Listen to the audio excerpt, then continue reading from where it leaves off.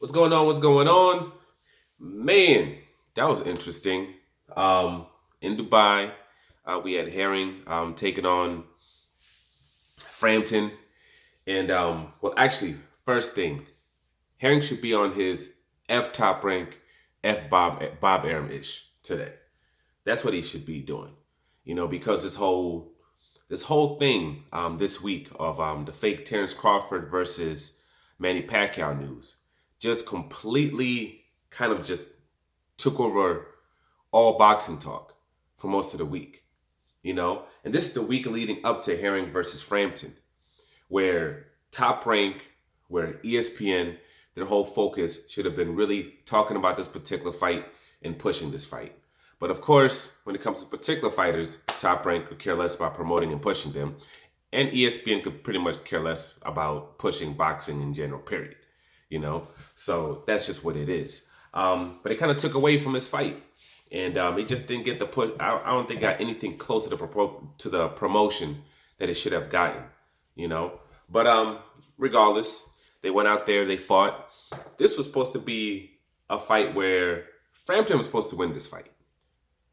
This is the whole setup was for him to win this fight and then to have this big, huge bash between him and I guess Shakur in Belfast or wherever the hell he's from. That's what they wanted to do. This is like the coronation of Frampton getting his, belt in his third weight class and making history as it pertains to his country, et cetera, et cetera, et cetera. That's what they all expected. That's what they all wanted to happen. And what happened instead? Harry went in there and beat the brakes off that man. He fought very intelligently, smart. He was boxing, he was moving. But when Frampton did come in, because Frampton is short, short arms, short in stature, he has to get in order to do the work.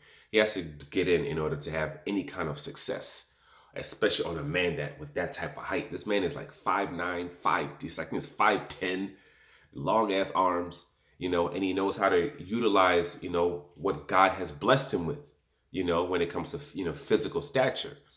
And he does that. And what I really liked about his game plan was when Phantom did come in, that mid range, when he's out there, he was jabbing him up. When he got into that mid range, shot placement, whether it be to the body or to the face, hooks, that left hook, that right hook, straight jab to the face, straight jab to the body, and hard, catching him with clean shots that hurt. It wasn't none of this, light peppering that goes on. That wasn't happening. He was hitting him with hard shots. When he got inside, he tried to get physical with him. He made sure that, Phantom didn't impose, his strength on him at all. He understood, I'm not only the taller man, I not only have the reach, but I'm also the bigger man. I'm also the stronger man. And I'm going to let him know. And he did that. He pretty much was in control for most of the fight until he got clipped and he got his eye split. He had this eye split in the previous fight before. So unfortunately, sometimes when you get those type of cuts, anybody touches you there from now on for the rest of your career, that thing's gonna open up. Unfortunately, there's no way around it. Every time he gets touched up, he needs to get used to fighting, with that cut. Because unfortunately, he's probably gonna have to just deal with it, for the rest of his career. But once he got touched and he started bleeding, he kind of was a little off. Frampton was able to get in there. Frampton was able to do some work. But then Herring kind of, collected himself. But Frampton was continuing to try to, push the issue from that, I think it was the fourth round where he had that success. So he's still trying to push the issue. Didn't work out too well. Herring caught him with a crazy uppercut. Dropped him with a jab. Frampton was coming in, hit him with the left, dropped him with a jab. Another time he caught him with a clean, as Frampton was, coming in there, trying to get physical, trying to push the action, got caught with a clean little uppercut that just put him down. And then that was pretty much it. He started again, didn't go crazy, didn't go wild, nothing like that. He was just calm, relaxed, stayed composed, placed his shots, ended up catching Phantom again, and the towel got thrown in. I'm not sure. I'm not sure if it was this corner who threw in the towel or if the commissioner. I believe it was this corner that threw in the towel because he was about to go out again, and it was smart because he was about to really, really, really get hurt, and there was just pretty much at that point no way he was going to win that fight. He physically wasn't going to last. He could have taken a knee, whatever, it wouldn't have mattered. He was done, and so he was saved by his corner as they should have. So congratulations to him because he messed up all the plans. He put a freaking dam in the middle of the plans, shut that water system off. You know, completely off. Like hell no, not on my dime.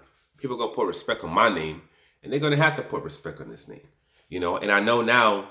People understand that the WBO, I guess, had mandated that the winner of this fight, quote, was going to have to fight Shakur Stevenson, or it's supposed to be mandated. So, the fight that everybody now is expecting is for Herring to fight Shakur. It's not going to happen. Pretty much, Herring made it clear after this particular fight that he's moving up to 135 pounds. So, his options are going to be the only way he's going to stay at 130 pounds is going to be if he gets that fight against Valdez, which I don't think that happening. I don't think Valdez is going to fight him. I don't think Valdez is going to fight Shakur Stevenson. So unfortunately, instead of these two guys, fighting against each other, Shakur and Herring, and us seeing Shakur tested for the first time, against a real fighter, because I like Shakur, and I think he's a really talented fighter, and I think he's gonna, hopefully show us, the level of skill that he has. He's going to continue to progress and get better and better.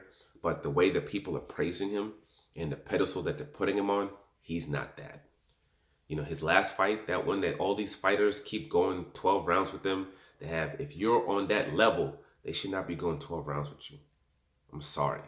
And then even in his last fight, he fought a fighter with lesser talents and lesser skills than Colbert did. You know what I mean? On PBC, and Colbert, when you're talking about Colbert, I always mess up that kid's name. When you're talking about, he called Prime Time. That's what he likes to call himself, Prime Time. I always mess up his name. I don't know why.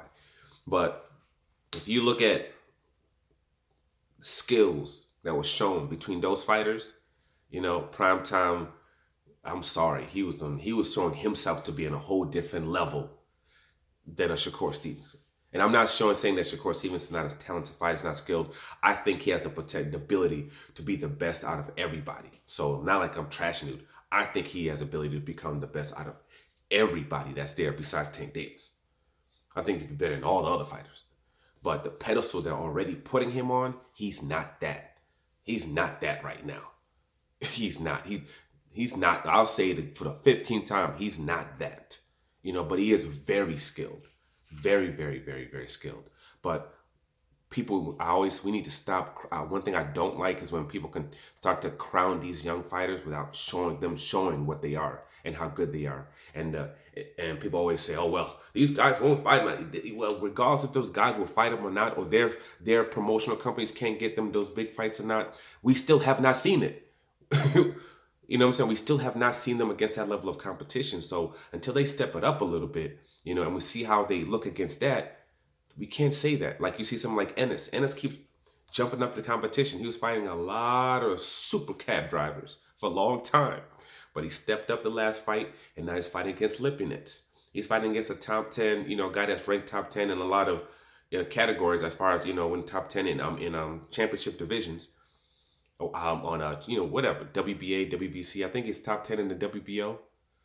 So he's going up in their level of competition. So as he does that, we'll see. Then from that, if he then moves up to the top tier guys, then we can start, kind of crowning him. But what I like to say is he has a lot of potential. Ennis, he's looking like a beast. As long as he continues to show us what he is, then yes, he's going to be the best out there. But we still have to see it. Because we've seen a lot of times where we think guys are, have a certain level of skill, certain level of talent, then they step up the level of competition and they don't turn out that way.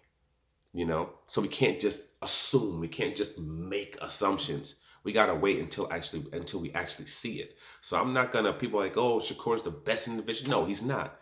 He has not faced the level of competition, let's say, of a Gervonta Tank Davis. Gervonta Tank Davis taking on top tier guys and flattening them as far as with Pedraza and as far as with Luis Santa Cruz. Shakur hasn't faced anyone near the level of that competition. Okay? Yes, some people are even saying that, they believe that he can beat Gervonta Tank Davis. Yet he's going 12 rounds against guys that, wouldn't beat, a Pedraza, wouldn't beat a Santa Cruz. He's going 12 rounds against them. Tank is knocking out the Pedrazas and the Santa Cruzes. The guys that are going 12 rounds against Shakur wouldn't go 2 or 3 against Tank. Those are 2-round fights for Tank. He's going to be able to break those fighters down and get them out of there. Figure them out, and get them out of there in 2 rounds. But you're going 12 rounds with them. But then somehow they're going to put that man on the same pedestal as this guy or higher. It makes no sense. We have to at least see it. We have to let's see it. And it would have been great for these two guys to fight because it would have been Shakur Stevenson, jumping up that level, against the Herring, jumping up a whole couple of levels. And we'd have really been able to see where he kind of stands, and we've been able to see if Herring can even take it to even a higher level. But unfortunately, those two aren't going to be fighting each other. Shakur's going to fight some nobody for that WBO belt. He'll have his belt. And hopefully they can get him the Valdez fight. And Herring, move up to 135. You know what that means. You know who he's going to be able to face. You know who he's going to be able to fight. That guy with them 3 belts, Teofimo Lopez. That's going to be the direction he's going to be able to go. Unless he wants to go the WBC route and try to take on Devin Haney for that belt, which he could do as well. See if he can get himself ranked in that in the WBCA and get a shot at that right away.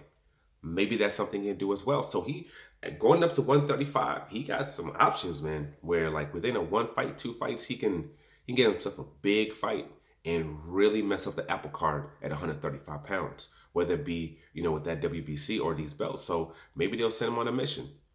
Maybe they'll send him on that mission for that WBC belt. But we'll see. But for now, like, subscribe, share. I'm out.